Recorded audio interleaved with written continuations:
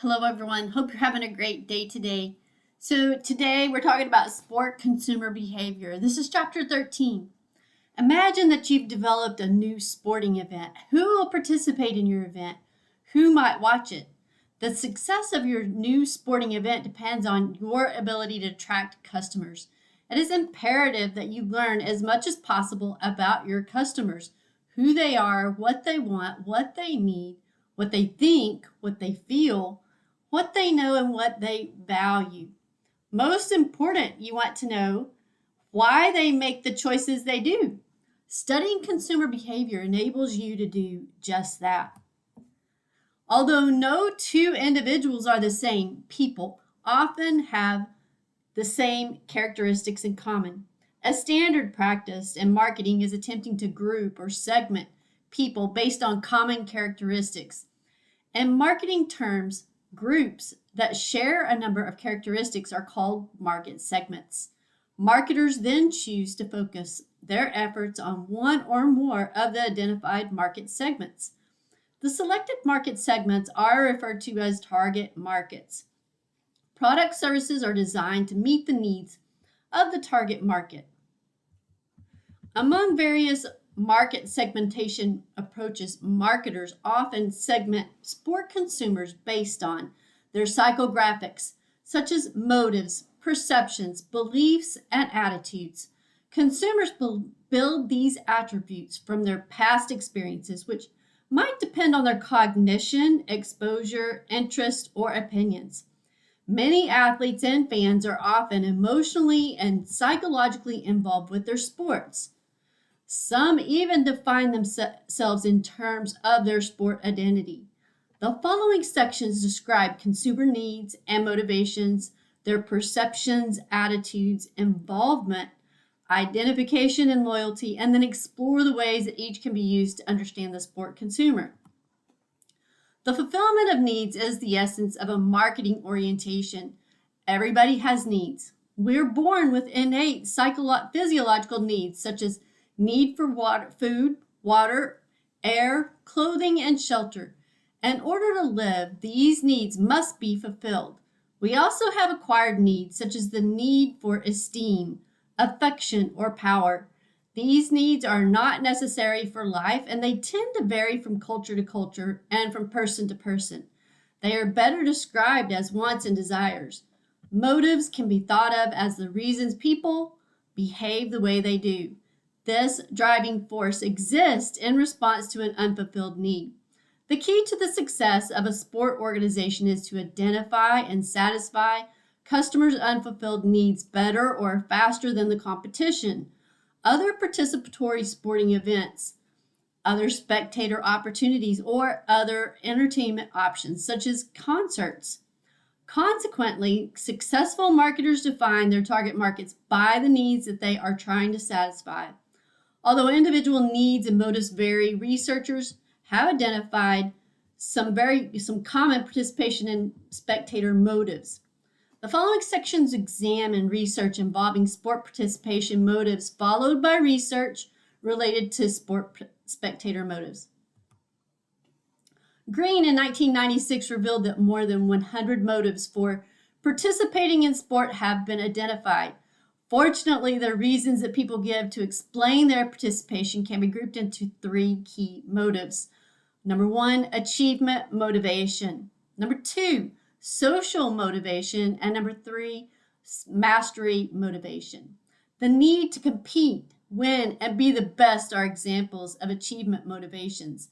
These needs nearly always require an element of social comparison. To attract participants motivated by achievement goals, sport marketers emphasize the competitive elements of their programs. Triathletes who are motivated by achievement, for example, would likely place importance on factors such as competitive age groups within a race and the opportunity to enter a race as a competitive team in which all members' race times or places contribute to an overall team placing. These athletes might also value extrinsic rewards such as medals, trophies, MVP awards, and competitive all-star events. These types of rewards provide an outward display of recognition for the athlete's achievements.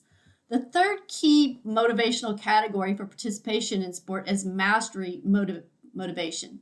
Skill development, learning, and personal challenge appeal to mastery-oriented participants. Programs that offer instruction, coaching, or mentoring often appeal to these participants. For people in this category, competition is for intrinsic rewards and is less about winning and more about challenging themselves. Training and instruction can take place regularly in elite sports settings and in most sport programs for children and teens. But what about programs for adults? Although instruction is not the only way to appeal to mastery-motivated participants, it is certainly an underused element of adult program that caters to mastery motivation. One example might be adult gymnastics, which is growing in popularity at gymnastics clubs throughout the world. In these programs, adults of all ages and skill levels are coached and instructed on how to perform skills as basic as cartwheels and handstands, or as advanced as back handsprings and back tucks. These programs allow adults to master gymnastic skills that they would likely never attempt otherwise, and to do so in a highly instructive and safe environment. The motivations that people identify for watching sport are quite different from their motivations for participating in sport. Like participation motives, spectator motives vary considerably. As we illustrate here, numerous internal motives have been found to capture the many reasons given for attending sporting events. For many, watching sport is a way to escape from everyday life and is a diversion from stress or boredom. Others are driven by a desire for drama and excitement. Many of us have felt the glow and satisfaction that accompany an important win by our favorite team. Basking in reflected glory, or burgeoning, first labeled by Cialdini and colleagues in 1976, is a key driver for attendance for fans seeking to enhance their self-esteem by associating themselves with a successful team or player. Fans motivated by eustress seek excitement and stimulation. For example, fans motivated by eustress almost certainly enjoyed watching the 2017 Super Bowl when the New England Patriots and the Atlanta Falcons, because the Patriots came back from a 25-point deficit to take the game into the first overtime in Super Bowl history and ultimately won the game. The uncertainty of the game's outcome and the anticipation fans felt added to their feelings of eustress. Economic gain is another powerful motive, or a small but growing group of people. Although betting on a sport is not a new phenomenon, it has become more commonplace since the advent of internet gambling and daily fantasy sports sites such as DraftKings and FanDuel are popular amongst those sport fans who attempt to win money based on their game predictions. Although needs and motives are important for marketers to understand, they do not fully explain sport consumers' choices. The degree to which a consumer sees sport as meeting a particular need or motive depends on what person's experiences. Consumers must recognize the opportunity to watch or participate in a sport as a means to fulfill their needs. That recognition depends on experiences and the ways in which consumers perceive those experiences. This section considers the role of consumer perceptions. Perception can be defined as a process by which a person selects, organizes, and interprets stimuli to create a meaningful picture of the world. Stimuli can include any input to any of the senses, physical inputs from the surrounding environment such as sights, sounds, smells, taste, and sensations, or cognitive inputs such as expectations, motives, and learning as a result of experience. People then organize their selected stimuli into patterns and groupings. Perceptions ultimately depend on each person's unique interpretation of the stimuli. Their experiences help form expectations that might provide alternatives that they would use to interpret the stimuli presented. The broader the experiences are, the more interpretations and alternatives they have to draw on. Marketing efforts are often directed at shaping people's perceptions of a particular product, service, or brand. Essentially, this marketing tactic attempts to form or change customers' attitudes about the product or service. But what exactly is an attitude, and how do we form our attitudes? In its simplest form, an attitude can be an expression of inner feelings that reflect like or dislike for something. Attitudes are based on a person's experiences, so the behavioral component, or their feelings, the affective component, and beliefs, the cognitive component about an object. These three components work together to formulate an attitude. Consumer involvement can be characterized as a combination of people's interest in a sport product, the team, the athlete, the sport, and the degree to which they consider the product an important part of their lives. Both sports spectators and sport participants often become highly involved with their favorite sports. Correspondingly, they think about, talk about, read about, and watch these sports frequently. Technological innovations in recent years have provided spectators and participants with further opportunities to engage in conversation and consumption of their favorite sports about social media, online news sites and blogs, message boards, and smartphone or tablet apps. All of these innovations allow sport consumers to become more behaviorally involved in their chosen sports. Sport consumers with higher levels of involvement tend to feel more deeply about their sports and their sports teams than do less involved participants and spectators. Sport marketers value involvement because high levels of involvement are associated with increased purchasing and consumer loyalty. The more people become involved with a sport, a team, or some other product, the more it becomes a part of people's identity. Consequently, involvement and identification are closely related. The process of identification occurs as people's roles as participants or fans become central to their personal senses of self. That is, their identities. Hence, the statements, I am a Red Sox fan and I am a wrestler, are expressions of identification with a team and with a sport. Respectively, high identified consumers attend more games and invest more time and effort in being fans and are less sensitive to price.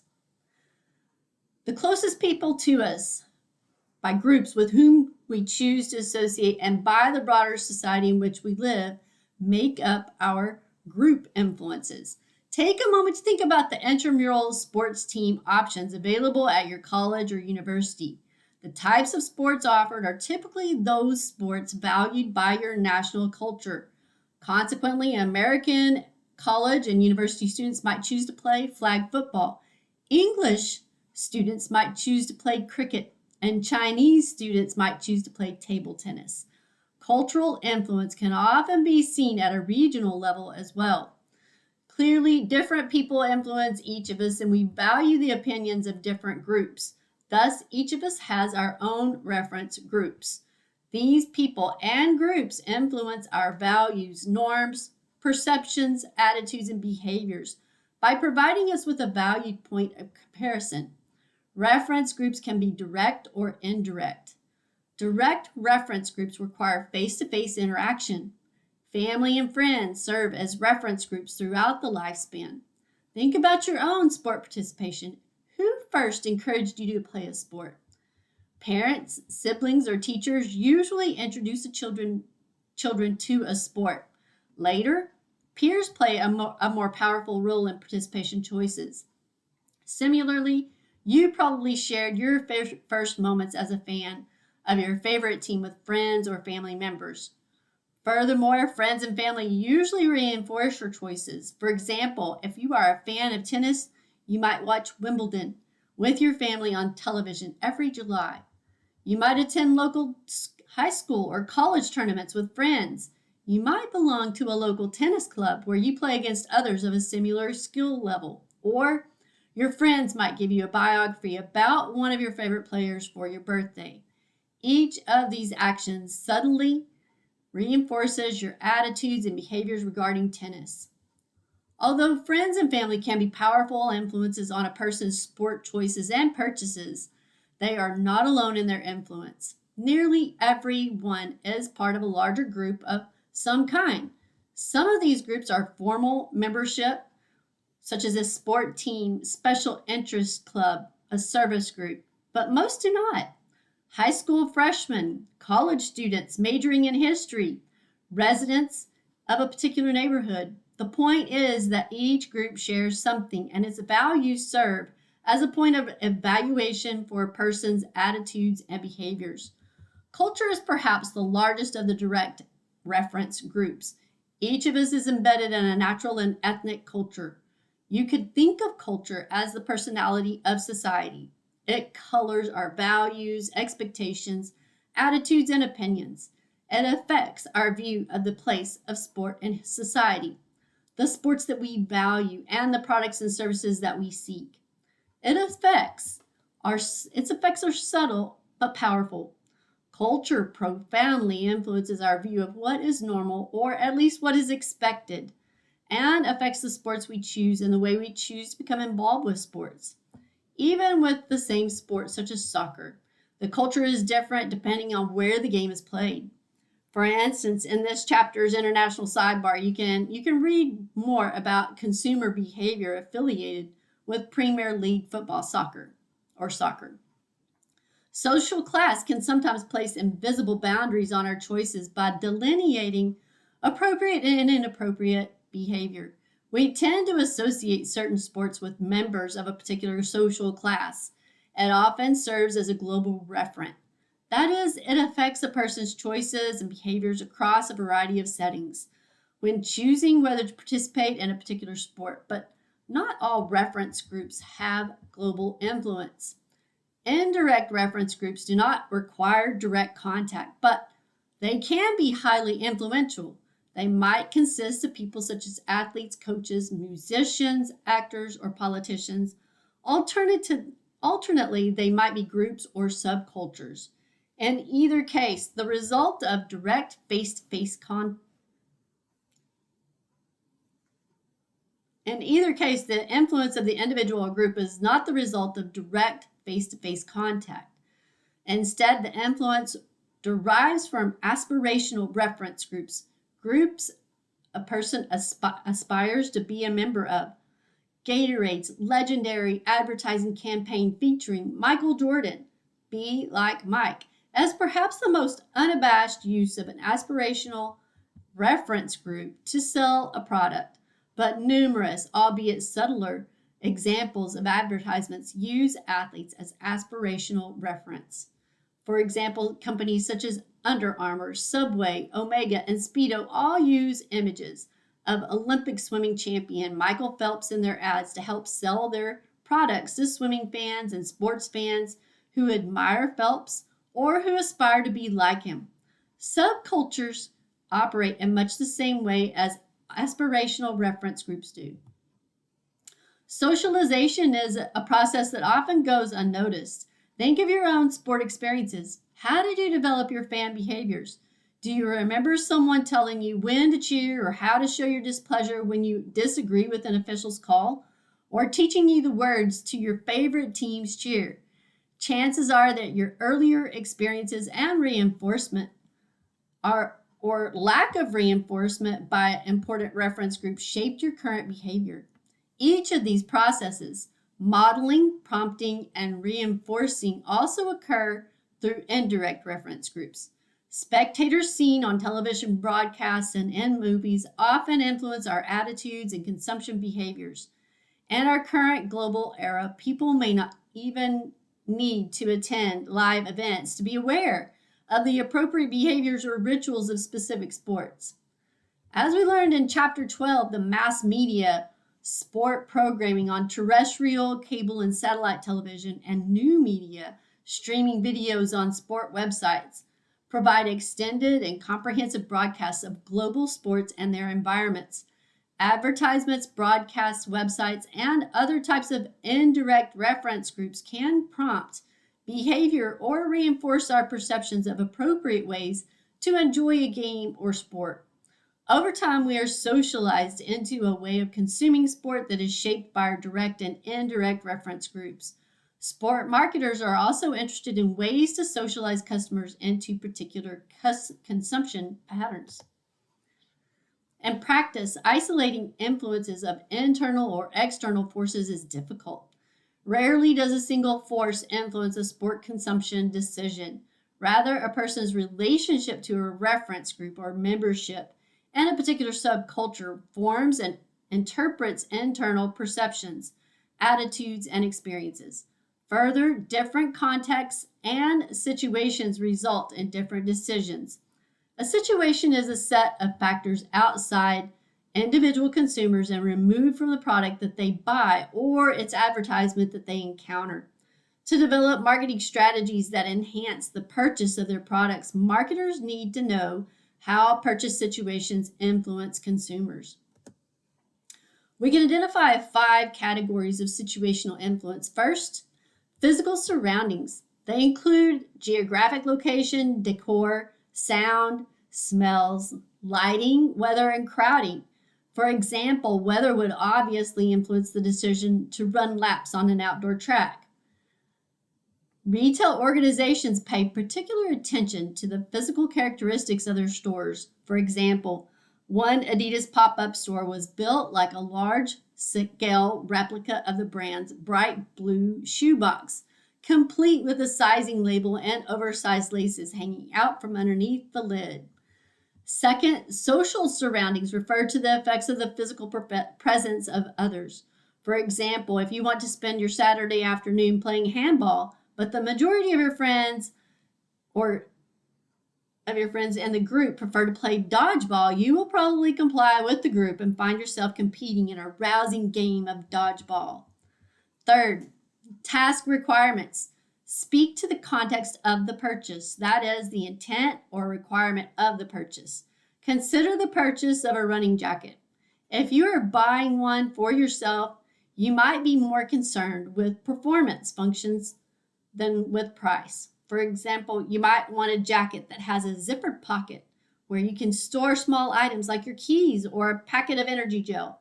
You might also prefer a jacket that has a special pocket for your smartphone if you listen to music while running or use any smartphone-based fitness apps. If you are buying the jacket as a gift, though, you might be more concerned with price and attractiveness than with performance. Fourth, time pressures. The time of day and the season of the year are all examples of potential temporal influences on sport consumption. The Chicago Cubs serve as an example of this influence because the majority of their games take place during the day when many people are at work. Therefore, if you work at a job that requires you to be in the office from 9 a.m. to 5 p.m., you likely won't attend as many Cubs games as you would if they played the majority of their home games in the evenings. Fifth, purchasing can be affected by attendance, by antecedent states such as anxiety, excitement, or even hunger, and by momentary conditions such as cash on hand, fatigue, or illness. If you have ever attended a sporting event and wondered on your return home why you bought that gigantic foam finger, you have probably experienced the influence of excitement on the purchase decision process. So let's look a little closer at that. You make hundreds of decisions each day, and many of them are related to sports.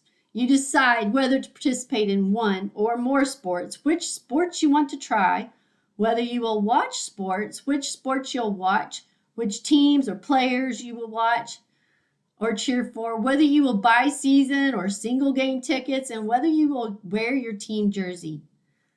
The list of decisions seems endless.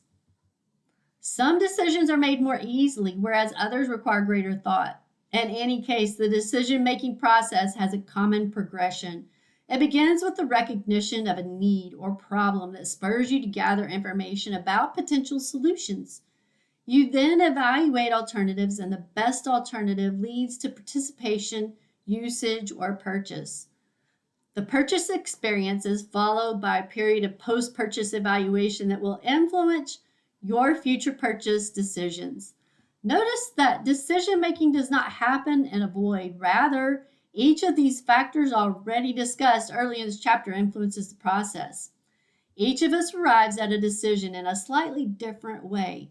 We begin with motives, perceptions, attitudes, and experiences that are uniquely our own. We are influenced by reference groups and subcultures that are important to us, and we have been socialized in different ways. In fact, we are rarely consistent in the way we arrive at purchase decisions. We perceive each situation differently. Consumption decisions are not always rational, as can be seen with impulse purchases. As a result, we interpret and we react to marketing efforts in varied ways.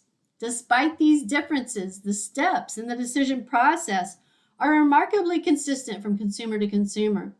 Need recognition is the first step in the decision-making process. This stage is likely to occur when you confront a problem or recognize a difference between an actual state and a desired state. This stimulus can be as straightforward as the need to replace a pair of worn-out volleyball knee pads, or as complex as a desire to be fit. The equipment is no longer effective, so you must replace it. In the second case, the need is less straightforward. The need emerges from the gap between your current and desired fitness levels. After identifying the need, the consumer seeks information that helps resolve the problem or fulfill the need. Experience or brand loyalty might provide the consumer with enough information to determine alternatives. For example, Gianni's satisfaction with her old mountain bike might be all the information she needs to decide to buy the newer model of the same bike. If she is loyal to a particular brand, she might limit her search by collecting information only about products produced by that company. She might ask the opinion of respected members of her reference group or be influenced by the acceptability of a brand or style within her mountain biking subculture. She might search out information on the internet and magazines and catalogs or at the local cycling store. In any case, she will collect enough information to determine her purchase options. Analyzing and understanding sport consumer behavior is a complex endeavor. The challenges facing sport marketers are equally complex. The following 4 issues are becoming increasingly important to understanding and marketing to sport consumers. Number 1, the meaning and emotion of sport consumption. Number 2, globalization of sport. 3, virtual consumption. And 4, compulsive consumption. And we'll talk a little bit more about social media and consumer behavior as well. We know much about the ways that people think about sport purchases. Consumers consistently report emotional attachments to sport products, teams, events, and other sports services. So we need to know how they create these emotional attachments, what influences those attachments, and how the attachments vary as a function of subculture or subculture values. The globalization of sport is creating a related challenge for sport marketers. And on one hand, consumers worldwide are being presented with the same sports, broadcasts, products, and advertisements. On the surface, sport is much the same across the globe. On the other hand, we know that culture influences the meaning and value inherent in sport consumption. In this respect, the world is made up of a multitude of consumer groups. We need to understand where similarities and differences exist and work to tailor our sport products and services for optimal sales. The other 2 challenges to understanding and reaching sport consumers are emerging forms of sport communication, virtual and compulsive. The internet is a multifunctional space for sport consumption. For example, participants can purchase hard-to-find equipment, and fans can buy tickets and licensed products for teams anywhere in the world. But actual purchases are only the tip of the iceberg.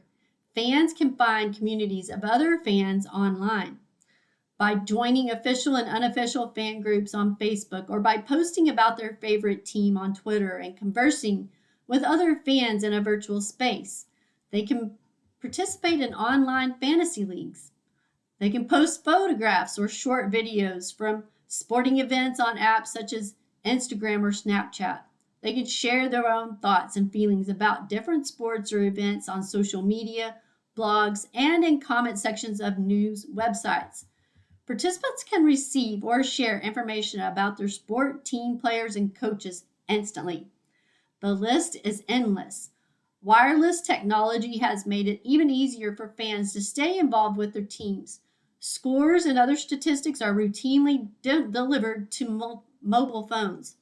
Many professional leagues and teams have their own smartphone apps that fans can download for exclusive news and information.